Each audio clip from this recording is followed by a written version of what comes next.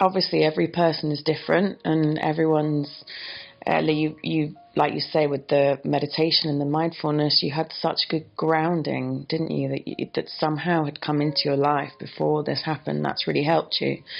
And I mean, there are many people out there who haven't been in that situation. So what advice do you give people who maybe don't have that attitude in the first place?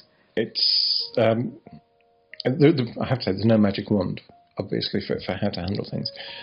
I would say very much speak to people, talk to people. There are different places that you can go to for help. One of the areas that I've found very helpful to me that I now volunteer with is there's an online forum on the Beating Bowel Cancer website, which is beatingbowelcancer.org, and you'll see at the top left-hand side of it, it's Join Our Forum. That's a non-threatening place to be. It's patients and relatives of patients supporting one another. But it's a relatively positive place to be. People are encouraging, but they share their experience. And there's a small group of us that are volunteer moderators on there that give a lot of help and support. So it's things like going to places like that is a great way to find out what's going on, because you then get a good view on what can really be happening. I would very strongly say don't Google. What we call Dr. Google is dangerous. There's a load of scary stuff out there and complete nonsense. So don't do that. Go to reputable sites only for information sources. But as well as obviously speaking to people on the forum, speak to some of your friends, speak to some of your family.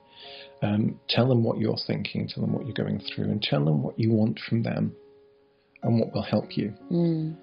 I think that's really important. So sharing is very, very important.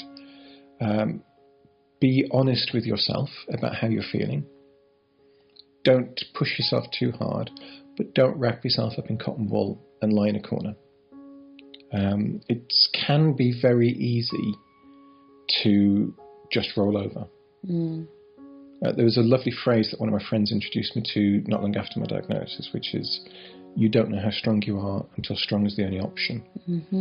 I put a little caveat at the end of it, which is, but you have to choose to be strong. And if you decide, right, I'm going to deal with this, however you want to picture it, whether it's a fight, however you want to do things, it's that, okay, step up to it, take it on, and don't let it dominate your life. Together.